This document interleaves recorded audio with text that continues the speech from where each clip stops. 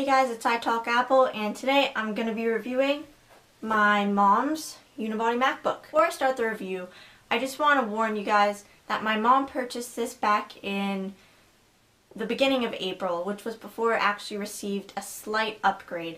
So now instead of 2.26 gigahertz for the baseline model, you'll be getting 2.4 gigahertz. And there's also a 10-hour battery instead of what I believe was a 7-hour battery. So just keep that in mind.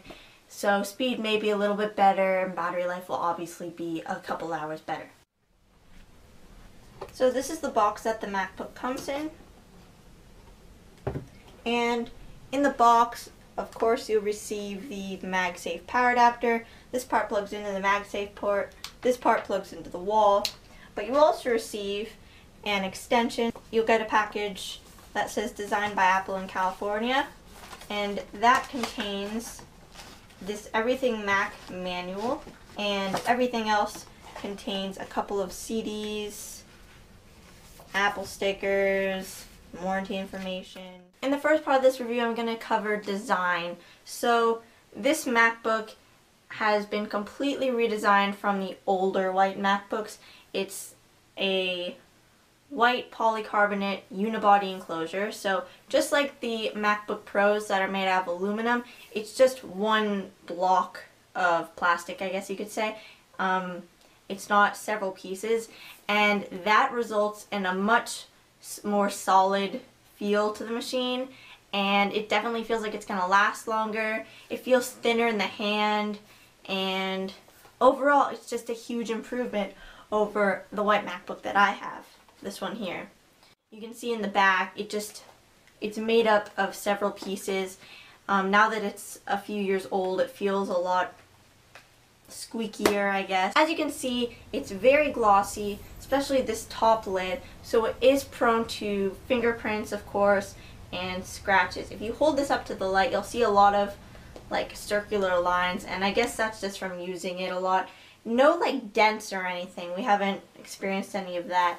But if you don't take good care of it, it will get very dirty, very fingerprinty, and it won't look as nice as it did when you first took it out of the box. So I recommend taking good care of it, cleaning it often. The bottom of the machine is pretty much the only part that is not glossy. It's got a matte finish, and it's kind of a rubberized bottom. This is good when using it on any surface. It doesn't slide around, but unlike the previous generation, it was all plastic on the bottom, and it used these rubber feet. These rubber feet wear down. This bottom isn't really gonna like come off at all or anything like that. It does attract dirt, as you can see right over here. There's some dirt, but it's the bottom. Who cares? At the front of the MacBook, there's a magnetic latch, which is how you open and close it. And it definitely feels much improved over the MacBook that I have. It's not as hard to open, but it still has a little bit of resistance since it is magnetic. So when you open it up, you can see it is completely glossy here. That is one complaint of mine. I don't like the glossiness on it. I feel like you have to be really careful to make sure that still looks nice. It's not really a big deal. I have heard some complaints of it feeling sticky on your wrists when you're typing. I haven't had a problem with that, neither has my mom when she's been using it. Going over the actual like hardware components of the machine. On one side, you'll find all of your ports. Got a MagSafe power adapter, and that's how you charge the computer. The MagSafe works really well. It is slightly redesigned from the older versions of the MacBooks. You plug it in, and it kind of just automatically latches in because it's magnetic. And the great thing about it is that if you were to trip over the cord or something, the whole computer won't go flying off your desk. The cord will actually automatically pop out of the port. Then you've got a Ethernet port, mini display port, and you can use the mini display port to connect to external monitors. You just have to buy an adapter. 2 USB ports, and an audio out. If you were to purchase the MacBook Pros, you'd get an SD card slot and a FireWire 800 port, so that is one thing to consider. However, most cameras nowadays don't really need a FireWire port. You can use USB. On the other side, you'll find the Super Drive where you can insert a CD. You can also burn CDs if you want to. On the older MacBooks, when you turn over the machine, you'll find like the battery is actually removable. You can just take a coin and turn and pop the battery out. With these newer MacBooks, the battery is not user replaceable, but because of that, you'll actually get longer battery life. And I'll actually talk more about that in another part of this video. That's all I really have to say about the design. The only disadvantage would have to be the fact that it gets dirty. And if you go to an Apple store or a Best Buy where they have the MacBooks out for anyone to use, you'll see that they look really gross. So please, if you do purchase one, I recommend that you take good care of it.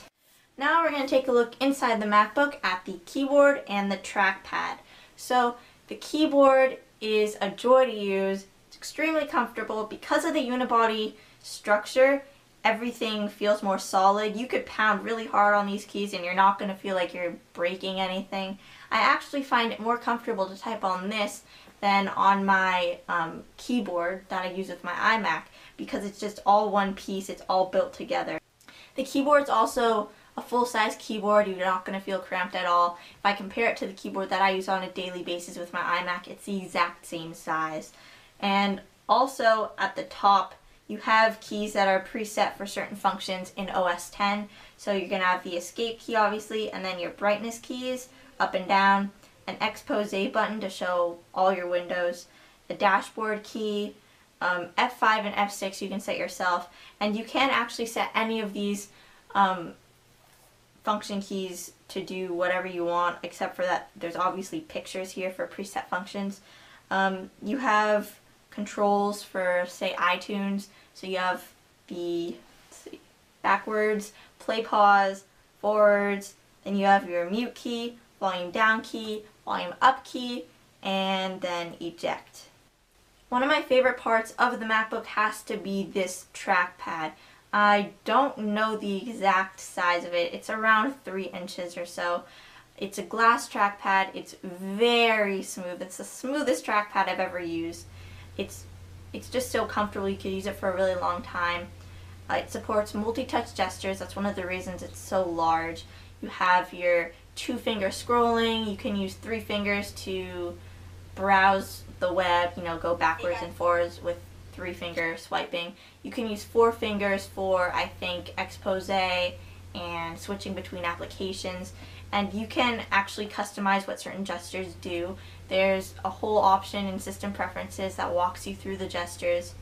Another nice one is pinch to zoom. You can actually zoom in on web pages if you find the text too small. My mom uses that feature a lot so she doesn't have to put on her reading glasses.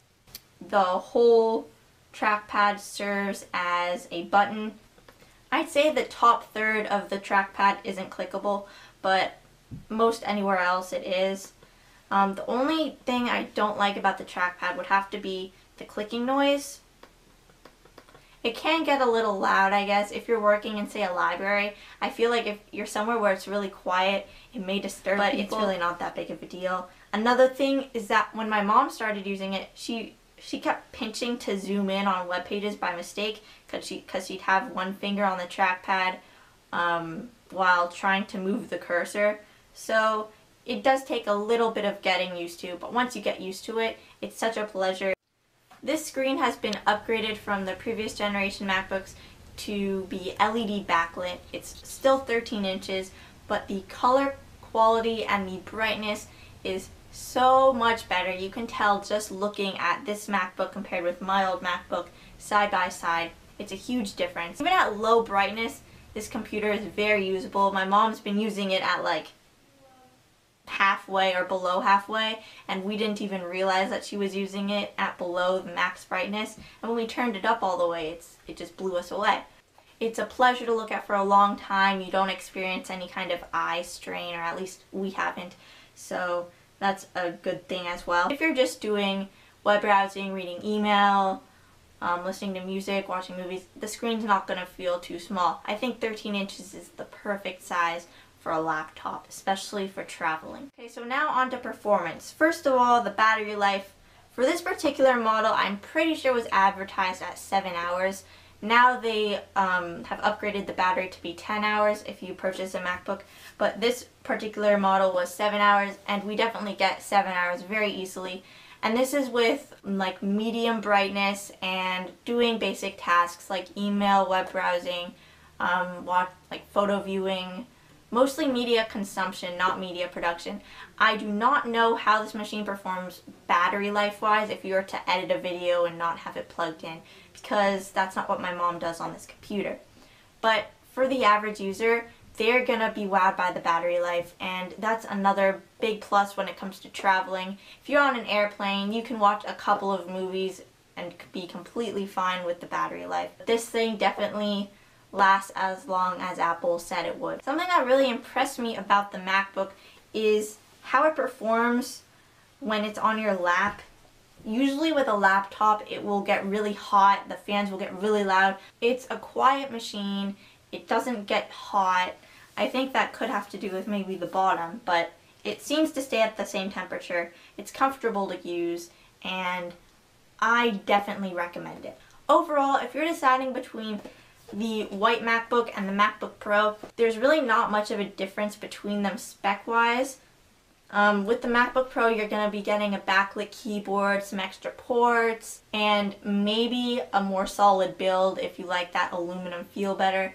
But honestly, this MacBook, it went above my expectations performance-wise. The design is beautiful, it's solid, it's going to last you a while. You won't have to worry about upgrading in a couple of years unless you obviously want to get a speed boost.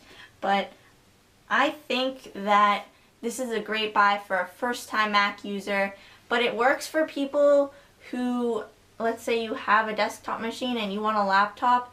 A MacBook's fine. You don't need to go out and purchase a MacBook Pro. The Pro really doesn't add too much, and I think this machine is perfectly capable of video editing, photo editing, both of them at the same time. Maybe not as much. The screen's 13 inches and you can't expect it to be like a powerhouse. I'm not going to really tell you if it's worth it for the price, because there's always arguments about how Apple's computers are overpriced, but I think that for the stability you're getting with the operating system, for the durability, for how long it's going to last you, this is definitely worth a purchase, especially if you don't have the money for a MacBook Pro. There's nothing wrong with getting a MacBook. It works great.